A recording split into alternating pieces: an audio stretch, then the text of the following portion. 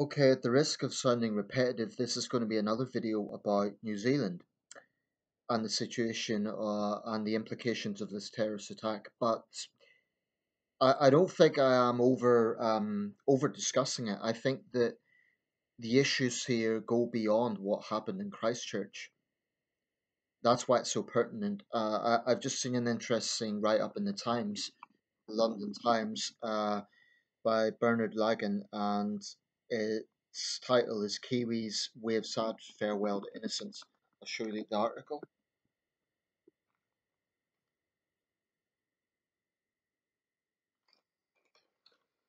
So this is very interesting. Apparently, just stabilize the screen there. Apparently, in the whole of 2017, there were 35 murders in the whole of New Zealand. Now, I knew it was a pretty safe country. I knew it had, relatively speaking, low crime levels. But that's even lower than I expected. 35 in a whole year in a whole country. And it is a small country, 4.6 million people, but even so, that's very low. Um, I mean, if we look at other countries of a comparable size or even smaller in Latin America, countries like El Salvador, in fact, the National Geographic has a piece on crime in El Salvador in the February 2019 edition. But anyway, the article is about in the wake of this attack, maybe New Zealand had a misplaced sense of security. And it may well be that New Zealand will need to introspect and think, well, maybe it's been a bit complacent about this. And that's tragic. Um, I think Jacinda Ardern has handled this very well. I think she's come across as compassionate, informative. I think she's shown leadership and she deserves credit for that. But how she responds in the coming weeks will also be very important. Of course, it's important to talk about unity, coming together, sending out a message of defiance, and reaching out to the community impacted by this, which is the Muslim community, which is very small in New Zealand. It's only 46,000 people, according to the last census. That's less than 1% of the population, which kind of flies in the face of this white nationalist conspiracy. Apparently, they have endorsed this particular killer endorsed the great replacement theory by a right wing French philosopher. Interestingly, he himself, I believe the name is Rene Camus, he has um, condemned the attack in Christchurch. Presumably, he wants to, put a distance between himself and the killer who endorsed his theories. What is significant is that Brenton Tarrant said that he was in contact with Anders Breivik. Now that it seems hard to believe that would be direct, given that Breivik is in prison, but he said he'd done it through his fans. One thing with the Breivik trial is he became something of a celebrity. I mean, he loved the attention. I don't know if there's some sort of narcissistic thing going on there, but it appears there's some very similar characteristics with this guy. Those who are doubting that it was a right wing attack just need to look at the sort of insignia that he had on his weapons, which were references to all sorts of things Russian defeats over the Turks during the Russo Turkish War of the 1870s, references to the Rotherham grooming scandal, references to the attacker in the Quebec City mosque attack 2 years ago. So, I don't think there's any doubt about it. This guy was motivated by far right ideology and white nationalist ideology. Um, but I want to just stick with the subject of New Zealand.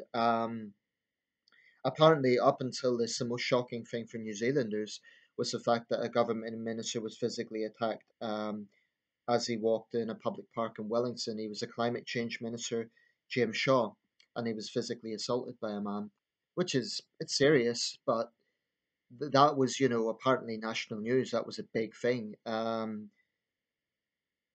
I mean, 35 murders in a whole year. That's incredibly low.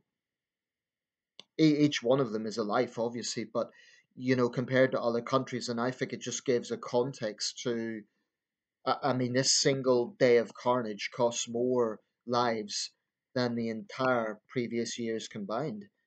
It's astonishing.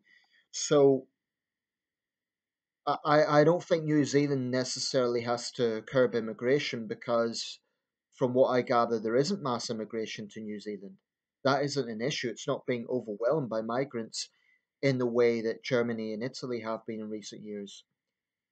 What is disturbing is the fact that white nationalists were already praising this killer, calling him a hero, which is sick. And I think big social media networks have a lot to do to take down the platform of these people. Yes, there is a fine line, and you need to strike a balance between allowing controversial views, free speech, but when there is blatantly being a terrorist attack, it seems obvious to me that the perpetrator should have all of his or her, and it's almost always his material brought down, lest that inspire more copycat attacks. I mean, these people feed off each other. Tarrant made direct references to other terrorists, so it's very obvious that they inspire one another. And right now, the disturbing thing is somewhere out there in the United States, in Canada, in Britain, in Australia, will be thinking about replicating that. Uh, I have to answer this. Hello, Mom, I'm in the middle of a video. Hello. Yeah, can you make it 5 minutes, please?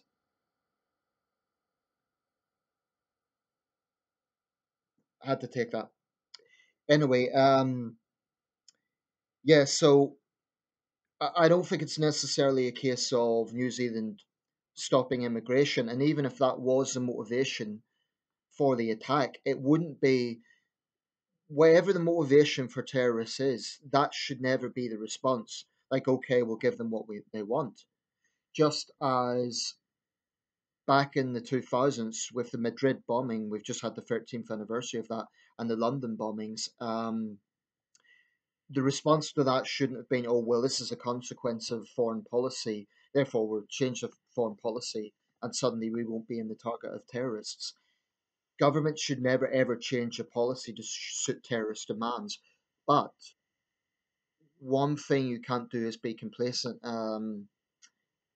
And the left wing response to this has been, we'll celebrate diversity. Now, I understand where that's coming from because this was an attack on diversity, it was an attack on a minority community.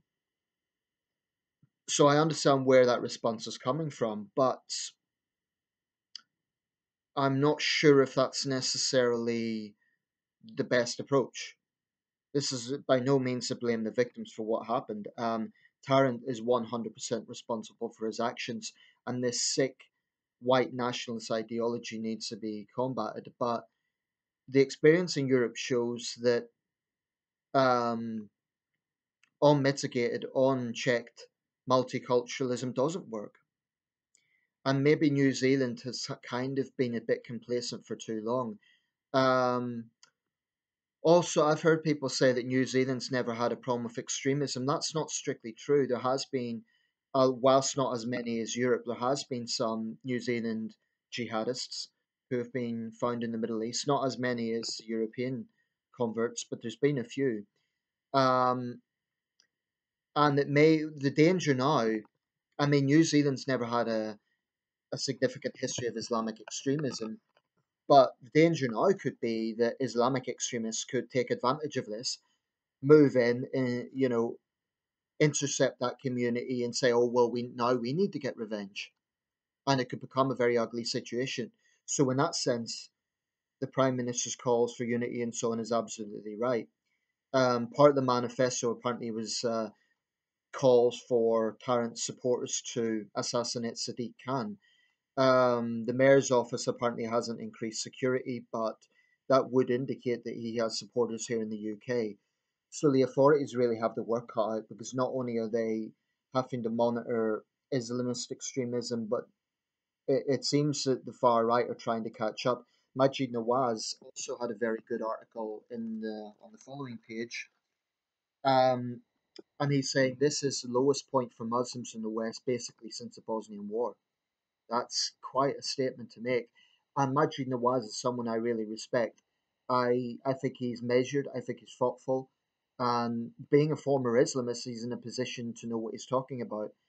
He was attacked recently in a racist assault, and he's pointing out that this incident should not be used to try and silence debate about Islamic extremism. It should not be used to try and silence debate about immigration. So ultimately, it's up to New Zealand how New Zealand responds. Apparently, they also have some of the most lenient justice in the world. Well, I think it would be an utter travesty, assuming he isn't extradited to Australia. If this guy gets anything less than 20 years, it would be an absolute travesty. I think this is a case for a whole life tariff. He should never be released. Never. He's clearly a very dangerous individual. He's shown no remorse. It seems like he was well aware of what he was doing, so I don't see any sort of mental health defense coming into this. Um, I think it should be a whole life tariff, and if New Zealand doesn't have that, maybe they should introduce it for this case. This is an exceptional situation. Anyway, I'm going to leave it there.